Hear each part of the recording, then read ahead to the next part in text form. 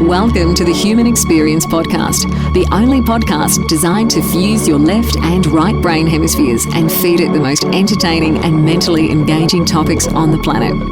As we approach our ascent, please make sure your frontal, temporal and occipital lobes are in their full upright position. As you take your seat of consciousness, relax your senses and allow us to take you on a journey. We are the Intimate Strangers. Thank you for listening.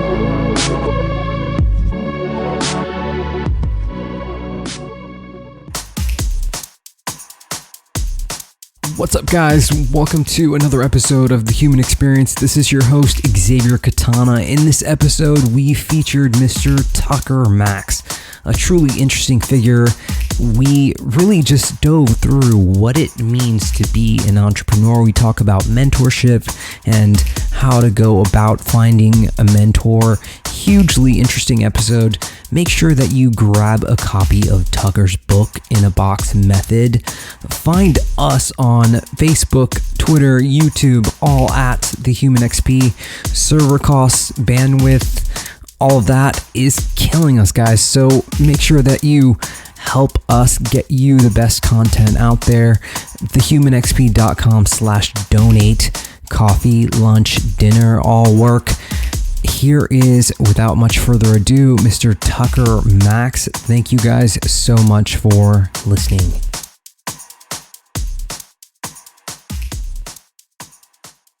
The Human Experience is diving into the book In a Box Method with our guest, Tucker Max. Tucker, welcome to HXP. Thank you, man. Thanks for having me. So, Tucker, I mean, I'm just going to dive in here, man. You are such a polarized figure. I mean, there's people who either like you or just don't like you, putting it lightly. I mean, how do you deal with criticism and, based on your early successes and who you are now? I mean, how do you deal with that criticism that you get from people? It's not something I worry about, I don't know any other way to put it. It's kind of funny you ask this, because I'm actually giving a speech about this at like a huge conference in a month about how to have the freedom to say whatever you want, right? Mm-hmm. Whatever you feel, and I'm actually having to, it's one of those things where, where like if you're really good at something and you're so good, you've never kind of really had to practice or focus on it. You actually have to get help to deconstruct how you do it. Right. Versus if you're bad at something and you have to teach yourself how to do it, then you really kind of know exactly how you learned.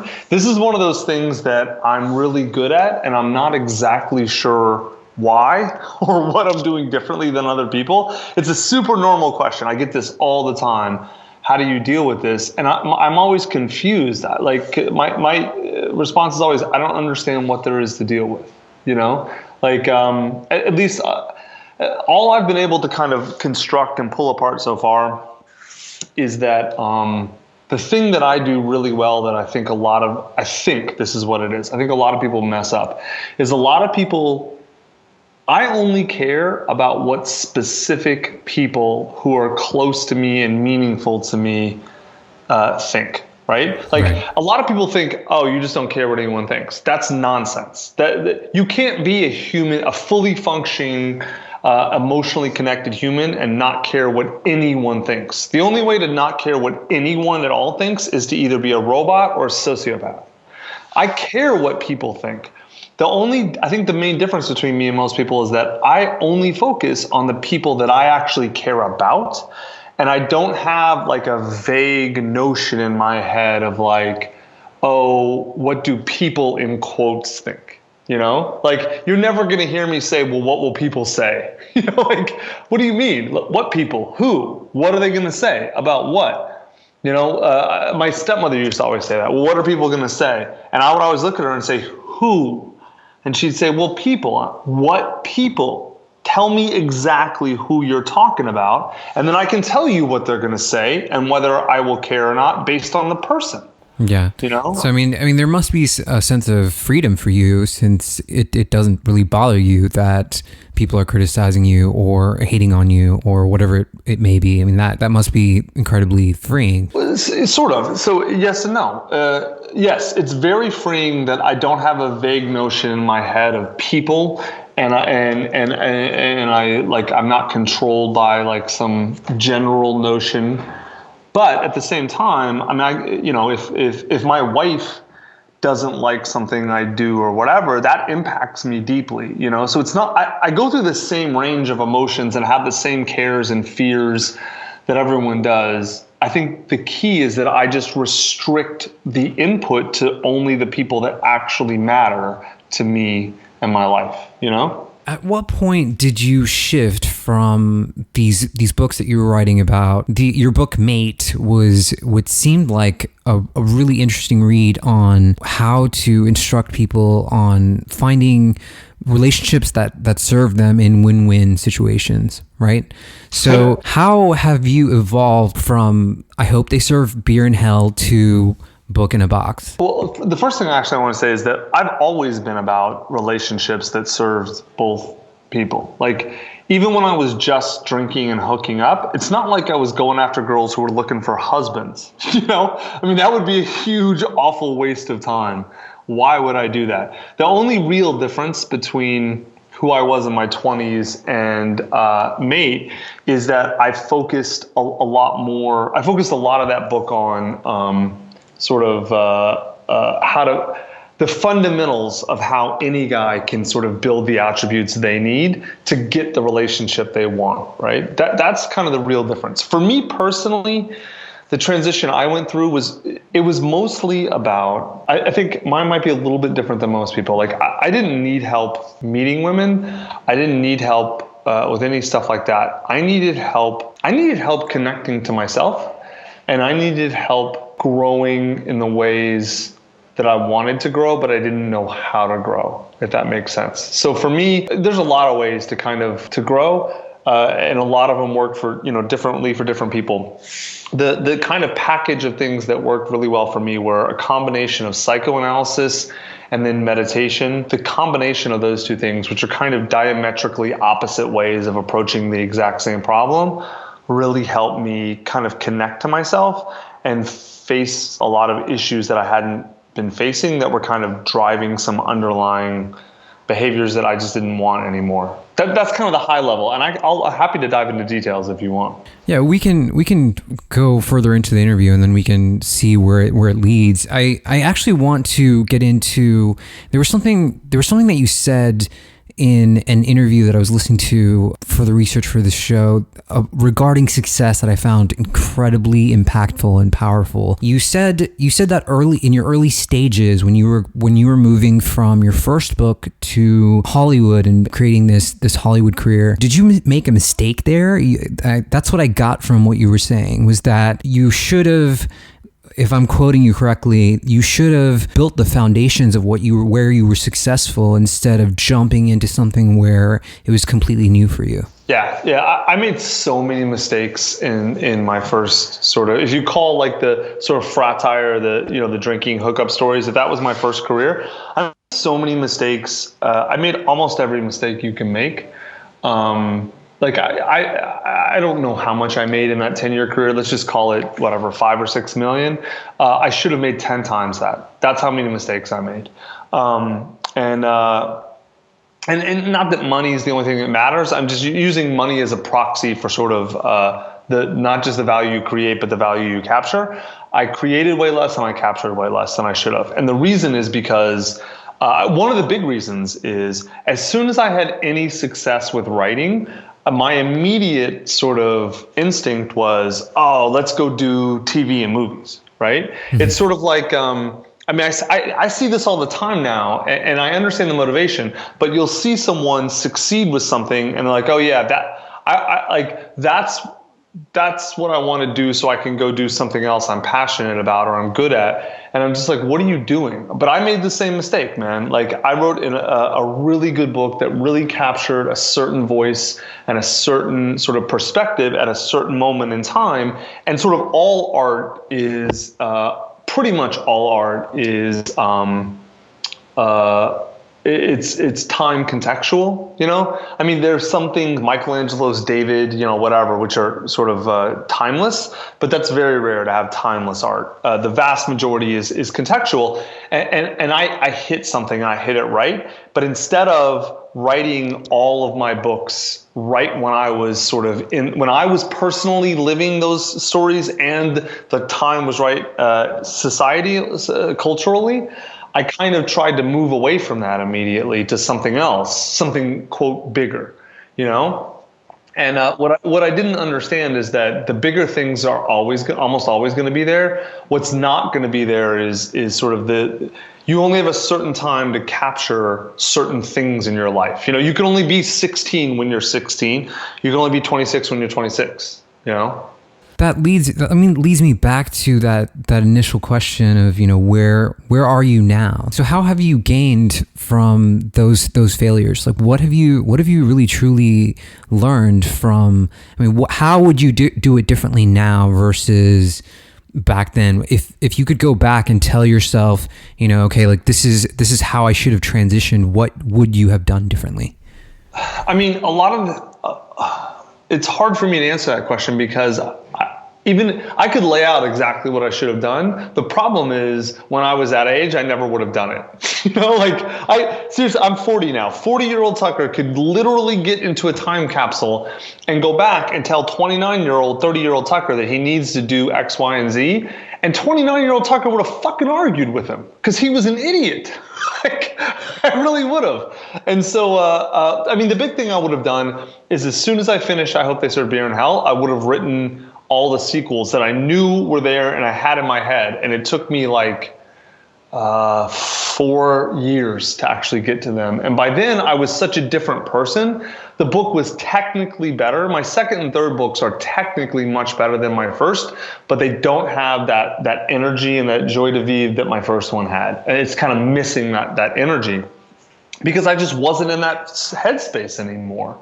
And so I had great art. I had a certain amount of great art in me, and I got a lot less out of me than I could have because I was so focused on the prizes and the rewards that I didn't hit the target. You know, like there's the old Zen koan.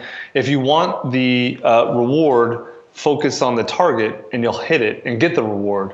But if you focus on the reward, you'll miss the target and get nothing. You know, it seems like you've almost become this sort of marketing genius. I mean, like you've had at least 2 bestsellers, right? 3 number 1 New York Times bestsellers. 3. Okay, sorry, I don't mean to sell you short there. But okay, so 3 number 1 bestsellers in regards to the media space and working with people and the content that you create. What are you doing differently that you think people are drawn to? So I think what I do, it's sort of what I talked about at the very beginning, what I'm giving my speech on. If I have one real skill that a lot of other people don't have, it's that I am willing to be honest in a way that most people aren't. And I don't want to say truthful because then it sounds like I have some monopoly on truth, which obviously I don't. But everyone can have I mean, no one knows. What do we any of us really know about objective, in quotes, truth? Nothing. But all of us know what we think and feel. And I have always been willing to say that. And I've always been willing to come out and say and face the hard truths, whether about myself or other people or whatever. And that's why my writing did so well. If you go read I Hope They Serve Beer in Hell, my first book, no one is going to hold that book up as some technical masterpiece of writing. But it's sold 2 million copies to date, just that one single book, because it's so honest and it's so raw and it's so authentic. When you read it, you feel, if in any way, shape, or form it relates to any experiences you've had, you connect with it deeply, you know? And obviously not everyone does, because not everyone acts like a drunken fool in their 20s and throws up on themselves, whatever. But a lot of people do, and those people really connected with that. And so that's really what art is, man. All art is about helping people connect to themselves. And the only way to do that is to reflect who they really are back on themselves. And that's what I did for a certain group of people. Yeah. I really connect with that. I mean, I really just want to move forward with this and kind of dig into this book where you're now, you've done the bestsellers and now you're kind of teaching people how to write their own book. More than teaching, and then also helping them do it too. Our company is more of a service company than an information company, but it's a little bit of both. Yes. So my company's called Book in a Box. Basically, it's kind of funny, man. The company was born out of my own arrogance, except the difference is 10 years ago, I would have been too arrogant to even see my arrogance. I think maybe that's the real change in me, is that now at least I'm aware enough to see my own hubris and arrogance and how it's holding me back. It's not gone. I'm just seeing it a little bit more. So what happened was I was at an entrepreneur dinner, and this woman, Melissa Gonzalez, came up to me and she said, look, I've had this book in my head for a decade. People have been asking me to write it for a decade, but I have a family and a business. She's like this baller entrepreneur. And she's like, I don't have time. I cannot sit at a keyboard for a year and write it and navigate the publishing process. But she's like, but I need this out of me. People want it. I want it out of me. How can I do this? How can I get this idea out of my head and into a book without having to go through the process? And I kind of looked at her. I'm like, are you asking me how to write without writing? And she's like, yeah, I kind of am. And so then, of course, I make fun of her, right? And like, you can't write without writing. It's literal. Write is literally in the word, et cetera, et cetera. And she rolls her eyes at me and she says, Tucker, are you an entrepreneur? And I'm like, yeah, of course. I'd like to think so. She's like, well, I'm not sure, because I'm an entrepreneur, and entrepreneurs help people solve problems. You're not helping me solve anything. You're just lecturing me about hard work. And I was like, okay, hold on a minute. Because first off, she was totally right. It was a gut punch call out, and she was 100% right. I was just being an elitist writer snob prick. And so, of course, I became obsessed with this idea. How do I get an idea out of her head and into a book without her touching a keyboard? And it all came to me one day. Socrates never wrote a word down. Jesus never wrote a word down. Buddha never wrote a word down, but we all read their books. They're the most important books in Western culture. How did they get into books? Scribes. Someone else wrote down their words. Well, I was like, well, if Jesus can do it, why not Melissa? And so I wrote down every single step that, because I know how to structure a book, everything about books I know. So I wrote down every single thing I do when I go from idea to finished book. And instead of telling Melissa what to do, I just got on the phone with her every time I needed her for her book, right? And because I didn't know anything about her subject. It's pop-up retail, right? And she didn't want a ghostwriter, and I wasn't in the business to be a ghostwriter. I had no desire to learn what she was talking about. I just wanted her ideas in a book, in her voice. So every time I needed her, I would get on the phone, I would interview her until I feel like I got everything out of her head. Then, long story short, we ended up with this amazing book. And from that, Zach and I, my co-founder, we developed a structured interview process that clarifies the idea, structures the content, outlines it, does interviews to get everything out of their head. We record it, we transcribe it, and we edit it into book prose. Wow. And and it's done amazing. The company's about 2 years old. We've done about 300 books, a couple bestsellers, some really amazing books. It's been pretty cool, man. We've really helped a lot of people get their ideas into books, and some of those books are amazing. Yeah, I love it. I think it's a fascinating idea. You fired yourself as a CEO, though. Yes. Do you just feel like you didn't want to be in that position, or how did that go about? Quite frankly, I wasn't doing a good job. So it's kind of funny, man. It's like, all right, so I was arrogant and elitist with Melissa. She calls me out, and I recognize it, and then kind of I get humble, and I go back to sort of first principles and beginner's mind, and I look at the book process again, and this amazing idea comes out of it that works, right? And so, for the first 6 months, a year, the company was doing amazing. We were growing so fast. We're doing it seemed like everything just came to us without even having to do anything, because there was a huge demand for this, and we really did kind of come up with a process that not only solved that problem, and met that demand, but was genuinely unique and useful. And then it's like I kind of got back in the same problem. Like it's one of those things, sometimes you're good at something at the beginning, so you think, oh, well, I'm just awesome, Yeah. And so I was like, oh, I'm an amazing entrepreneur. Look at this company I created. Look how good I am at all these things. Well, it turns out I had one insight, and that was it. And I actually didn't know how to run and scale a company, not a mature company. What I was good at was solving one problem. But scaling a business and creating a business are totally different skills. And the months 12 through 18, the company started. We're still growing, but it's like I could feel it coming apart at the seams, And so we basically, long story short, had to go find someone. He was a client of ours. He was doing a book with us, and he was amazing. He built $100 million software company. He was like employee number 5 there, and he became the CEO or president and scaled it all the way up. And he'd done something else similar for Wachovia. And he's like, look, you guys have this incredible company and this incredible process, but you're just all screwed up all over the place, all the details. And I'm like, I know. And why don't you help me? And I was like, he was kind of coaching me, and it was like, it was clear I couldn't even learn fast enough to keep up with the company. So I kind of had to come to a decision point. What's more important, me and my ego and my sense of self, or the company and its success and its mission? And it was hard for me at first, man, because it's hard to admit that you're not good at something or you're not who you think you are or whatever. But eventually I faced the music, and he came on. I fired myself as CEO and brought him on board, and now we're back to growing crazy, amounts and doing amazing because I found someone better than me to do the job that the company needed.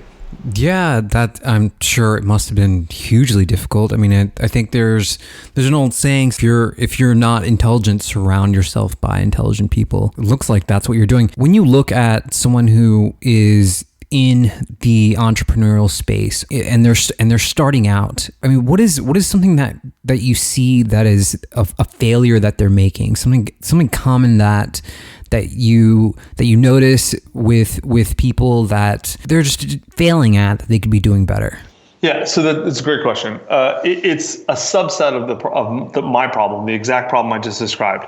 So many entrepreneurs forget that being an entrepreneur is not about you. It's about the problem that you're solving for people. Like, here's the thing that I think people forget about with all an economy is a way to allocate resources, right? If I have money and someone else has an orange and I'm hungry, then we trade and we're both better off.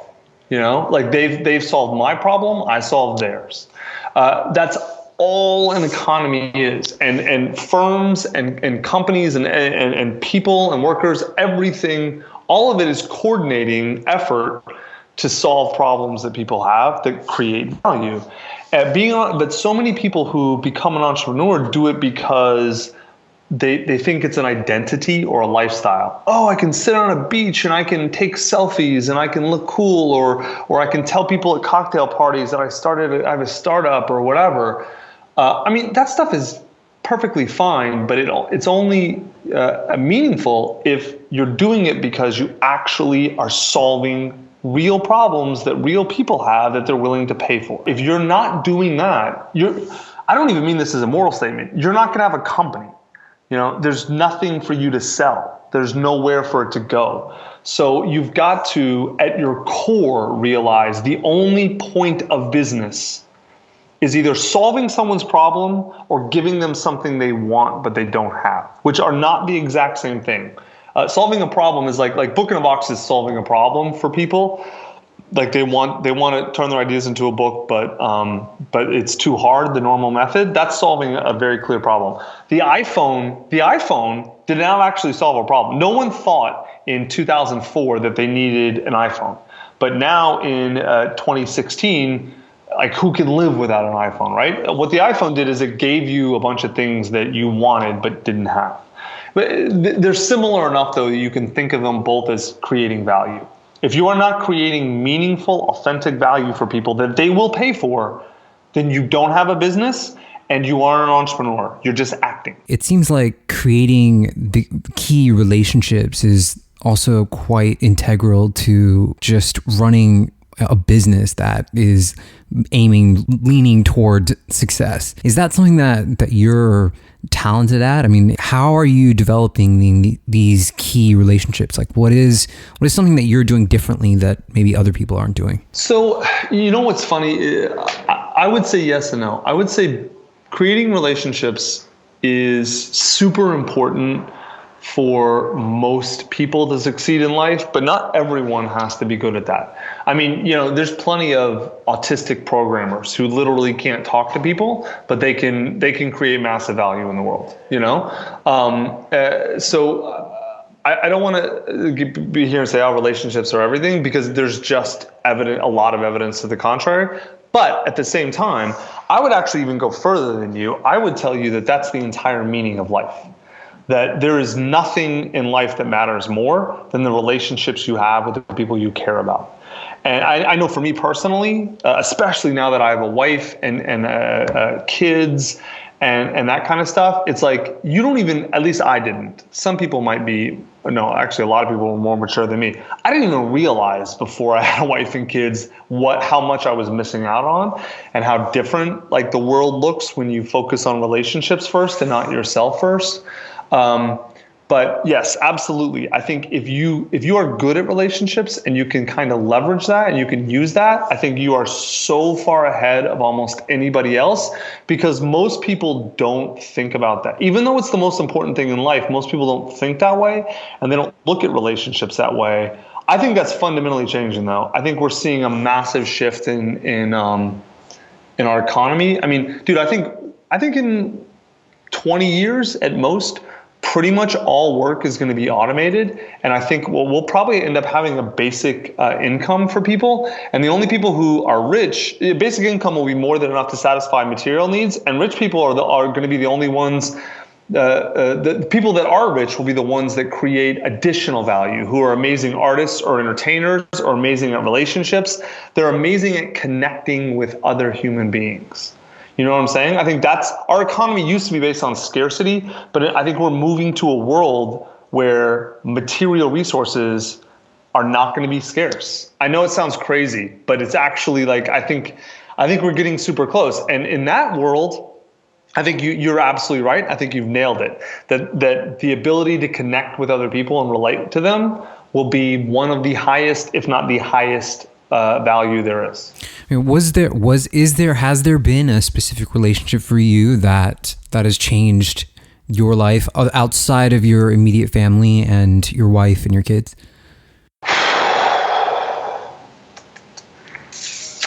Man, that's a tough question. My first instinct right now is to tell you my CEO that I hired. He's just such an amazing dude, and he's only 5 years older than me, so he's not like some old guy. But it's weird. We have very similar. We're so similar in so many ways, but he has this skill set that I don't at all. Like, and I have a different skill set that he doesn't. It's sort of like if you could combine the two of us, we'd be like successful businessman, CEO, creator, whatever. But I would say him right now today. For my whole life, man, that's a hard question. I would probably say maybe my friend. I have a friend, Erin Tyler, who's an amazing artist. She's got a book that's going to come out soon that I think is going to become a massive runaway hit. She probably, maybe more than anyone, her or my other friend, Niels Parker, in terms of impact on my life. Niels has been my kind of creative partner for years. He helped edit all my books. He wrote the screenplay with me based on my movie. He's not in Hollywood now. He's done a bunch of screenplays and TV shows on his own. Those two people, I think, probably more than anyone. So there wasn't a mentor type figure in your life where you were kind of gaining. No. You never had that. No, it's one of. It's kind of. I don't know if this was just instinct on your part or you really did your research, but it's one of the. I would say one of the both defining aspects of who I am and one of the most sort of sad for me aspects is that I didn't have really parents growing up. I mean, I wasn't an orphan, so I don't mean to be like that. But like, my mother was a flight attendant for Pan Am and was always gone. And my dad and mom got divorced when I was like a year or something. And so I basically spent no time around him either. So in effect, I kind of grew up alone, and I never really either had other mentors either. I just never. And it's like kind of by the time that leaves kind of a hole in you, and by the time I was at the point where I realized, man, I should really get a mentor or find someone, whatever, I was kind of too old, and both too old and too proud, I think. Which is the irony is, man, I've been that guy for so many people. I mean, I can name 10 people, a few of whom were kind of famous. I mean, Ryan Holiday has gone on to do all kinds of crazy stuff. Right. And I mean, no one's mentored him more than me, and a bunch of other people, Charlie Hone and Jeff Waldman, and we get on the list. Yeah. And it's sort of like I've spent a lot of time giving away what I never got, but I've never gone out to get that myself, which might be one of the reasons why, like I kind of fail. Part of the reason, like I talked about, like I kind of made a lot of wrong decisions in my first career. I think I didn't have anyone around me who was like being like, dude, like kind of an older brother, mentor, uncle type who's like, don't do that. That's stupid. But part of the reason I didn't, honestly, is because I was too arrogant and too full of hubris. I wouldn't listen to anyone, which was my fault, my flaw. It's not anyone else's. I really appreciate your openness and honesty with that question. So I want to touch on something that you mentioned though within that answer. You mentioned that you've served as this sort of mentor for all of these people. I mean, how did you kind of place yourself in a position where you're mentoring a person like Ryan Holiday, who is making a lot of waves right now? They all came to me. It's not like I hung out a shingle, mentor for hire. I mean, I think Ryan and Charlie Hone, both, Hone is Hoehn for your listeners, both of those two have written pretty good pieces on how to find mentors and how to approach them. And the basic gist is very simple.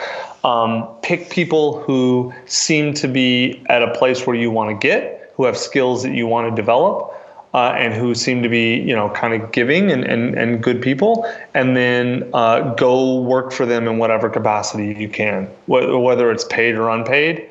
And if it's unpaid, just keep doing amazing stuff for them until they have to hire you, which is what happened with Charlie and Ryan both. Yeah. Like they just were so amazing and kept doing amazing stuff over and over. It's like, all right, like these guys are great. That's basically what they did. You have to turn it into a conscious process. If you just hope someone comes along, it's not going to happen. You got to go find that person. And the key is if you go after really famous people, like if you go after like I'm friends with him. If you go after Tim Ferriss, good luck. Like everyone tries to get Tim to mentor him, right. And it's a huge waste of time because Tim's not going to mentor anyone. That's not who he is. He's never mentored anyone. It's just not his style. But there's some people who love mentoring and some people who don't. So find the people who do and the ones who kind of fit with you and meet a bunch of them. And then the ones you really connect with, make a conscious effort, Give us the step-by-step, because I know anyone who's listening right now about what you just said, they're going to want to know how, what do I do? How do I? All right. So to find and attract a mentor, literal step-by-step. So let's pretend I'm looking for a mentor. Let's say let's say I'm looking for a guy like me as a mentor, a writer, online marketer, like smart strategy, like, just kind of a general overall hustler. Let's say I'm 19, I'm looking for someone like me or even someone like Ryan, right? Okay, fine. So first what I do is I think, who do I want to be, right? Like what type of person do I want to be? And so I make a list of all the people that are like that. So like Tucker Max, Ryan Holiday, blah, blah, blah, blah, like every name. And if you can't come up with like 20 or 30 names, you're thinking way too narrow. You're thinking about like a job as opposed to a type of person. So think, what type of person do I want to be? And who's already there? So come up with a list. Let's say you come up with 20 people. Okay, great. Now, of those 20 people, learn about them. Do some research, right? look for who has ever had a mentee before, who's ever talked about mentoring before, who has, in sports, they call it a coaching tree. You know, some coaches develop coaches, like John Calipari has dozens of guys all over the country coaching that have coached under him, whereas like Mike Krzyzewski only has like 2 or 3, right? Some guys have big coaching trees, some guys don't, because some guys develop talent and some guys make it all about them. So you want to find people with coaching trees, right? Someone who's shown a propensity in the past to directly mentor someone. Then, so let's say that narrows it down to maybe 10 of the 20 have mentees, right? Or you think would even consider it. Do your research on those 10 even more. Look in, what do they like? What do they not like? What are they interested in right now, right? What could they use help with? And so of those 10, if you can find something they're interested in and something they could use help with, then either start sending them stuff they're interested in or start helping them in a way that they could use help. And don't ask for anything. Say, hey, listen, I've read all your stuff. I love what you're doing. I thought you might be interested in this and this, or I thought you maybe could use this. So I just did it, right? See who responds. Don't say, hey, will you be my mentor? No one's going to say yes. First, show them why they would want to work with you in any degree, shape, or form. Absolutely. Right? So then basically give to them without expecting back. And then of those 10, if you're lucky, 3 of them will respond. Okay? If you're lucky. So, okay, 3 respond, then keep engaging those 3, keep giving to them, and keep exploring. Hey, I'm looking for XYZ. Do you know anyone who needs that? Right? Do you know anyone who would value that? Like right now, I mean, my company, we're looking for a ton of really talented, we're hiring and we're looking for a ton of talented people. But quite honestly, we're not looking for like hustling 21-year-olds. We're looking for people with skills. So we got to go out and get them. Right? But if some kid came to me and he's like, and he like figured out what we're looking for or asked me and I told him and he went and connected me to like, we're looking basically for a chief marketing officer right now, someone with like a real growth hacker chops, not sort of creative marketing like Ryan and I do, more sort of analytical. So if he went out and found 3 great candidates and connected them to us, I'd be like, holy shit, this dude is a baller. And I would start talking to him to understand him and see maybe if he wanted a job or if he wanted to work with me on some side project I had. You know, why would I do that? Because the kid showed me that he can think independently, that he can get things done, that he's self-motivated, that he's empathetic. He has all these traits already, right? It's better than any job interview. In a job interview, I'm trying to guess if someone's going to be good. This kid's already shown me that he or she are good. You know, they've already shown me by doing it, right? So those are kind of the steps I would do. And again, the problem is you can't just lay out specific. I can lay out general steps, but the specifics are going to change based on the type of person you're going after and what you're looking for from them. You know? Yeah. I mean, I think that's gold, man. I don't think there's anyone really clarifying the step-by-step instructions on how to develop a relationship with someone that you admire and are looking to be mentored by. So I really appreciate your answer on that. I kind of want to talk about your angel investing venture and what happened there. So I spent 4 years, after I kind of retired from fratire, I spent 4 years angel investing and, I invested in about 80 companies. I don't know, somewhere between $1 million, $2 million. And I did pretty well. Like I've already had a couple of good exits. I'm already, sort of in the black and I expect 2 or 3 more major exits.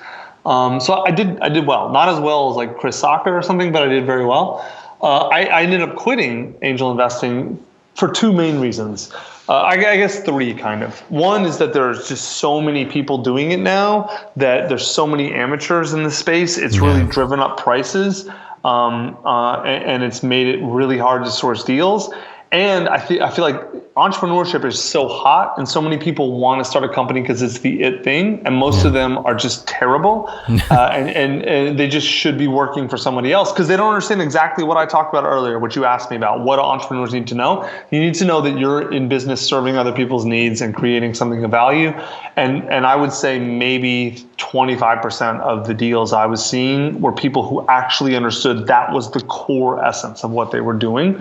Like most entrepreneurs think, oh, I'm making a cool product or I'm doing whatever. No, you're not. It's not cool if it doesn't serve anyone's needs. And that's kind of what, that was getting very frustrating. And then the other thing was, once I started Book in a Box, it's like, you can't be great at two things. You can be great at one thing, and at a time, at least. You know, no one's a world-class pole vaulter and a world-class novelist. It just doesn't happen. But Ted Williams was a world-class baseball player and then a world-class fisherman, but not at the same time. And so angel investing is one of those things, if you're not dedicated to it, you're going to lose money because it's just impossible to be good at that casually.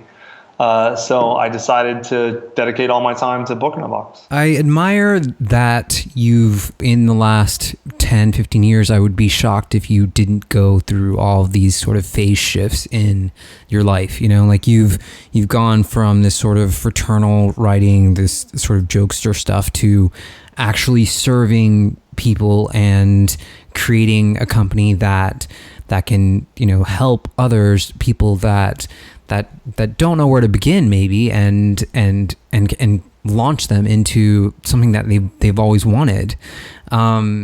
Is there something that you would give to budding authors or people who are looking to become authors? Is there a piece of advice that you would give someone that doesn't know where to start or is trying to publish but just isn't happening for them? Well, I would say you need to start asking questions. Why are you writing a book? What are you hoping to get from it? If you're not able to start or finish a book, you probably don't know the answers to those questions. And then I would even go further. Why are you writing a book? What audience are you trying to write for? And what do you know that's relevant to that and interesting to that audience? And if you can't answer those questions, I would say there's about 100% overlap with people who cannot move forward as a writer and people who cannot answer those questions. Wow. Okay. Tucker, what has been the biggest challenge for you? Like, what is something that you deal with even now? I'm at the point in my life, dude, where I don't have competition anymore. My only competition is myself. And I mean that my company is like that. And personally, I'm like that. And it's weird. It's a hard... having external competition is so great because it's so clarifying.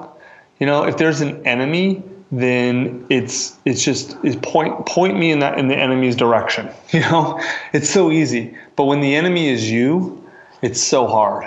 It's so hard. And I feel like this has been true my whole life, but maybe I just now have understood it fully. I feel like the only enemy at this point I have in my life is me. Like my anger. I have such an anger problem sometimes. And I'll tell you see that super acutely when you have a kid. Like, you can't be yelling at your fucking kid. You see it in their face. You know, I have a 2-year-old son, and it's not like I'm screaming at him or hitting him or anything, but even just a little bit, what I think is just like not even anger, it impacts him a lot. And so and I don't want that. I don't want to in any way, shape, or form be like that, you know? And so and same with my wife, same everything, dude. I mean, it's like what you were talking about earlier with relationships. I feel like every impediment in my life to great relationships, for the most part, is me, or things I bring to the table. And it's tough, man. It's tough when the enemy are things inside you and you've got to really examine yourself and face hard truths and face painful realities. But that's the only place left for me to grow. for better or for worse. I don't know, maybe it's because I have so many problems. I don't know. I don't know. I think that is one of the most honest answers that we've gotten on this show. I appreciate that, man. So Tucker, what is your next step, man? What is the next thing for you? Dude, right now, man, my life is family and book in a box business. That's it. I mean, it's self, I guess. I include maybe self and family, but next step is I have a daughter due December 15th. So obviously family stuff is like me working through whatever issues I have that aren't working in the context of the family. Cause my wife's not perfect, but she's fucking awesome. And my kid is great. And the kid coming, I assume, healthy, so she should be fine. So if the family ever has problems, it's going to be because I don't fix my stuff or I'm not dealing with my stuff. And then business-wise, we have a gold mine. We have an amazing gold mine on our hands, and as long as we just work the process every single day, we're going to not just create a huge company, but a company that helps thousands, if not hundreds of thousands, if not potentially millions of people write their books and share their knowledge and wisdom. And that, we might not be the ones changing the world, but those books will. And if we can do that, there's not much bigger impact than that, Yeah. Wow. What a profound statement, man. Love it. Tucker, where can people find your work, sir? So bookinabox.com is my company. And then, you can find me the normal places, Twitter, Facebook, whatever. I have a site, tuckermax.me, which is sort of like my personal writing. I don't put a lot of stuff up there anymore because I have to work, but that's where you read the piece about me firing myself as CEO and stuff. So there's some good stuff on there. Guys, you have been listening to The Human Experience. My guest, Tucker Max. The book is called Book in a Box Method. Make sure you go pick that up. We will see you guys next week. Thank you guys so much for listening.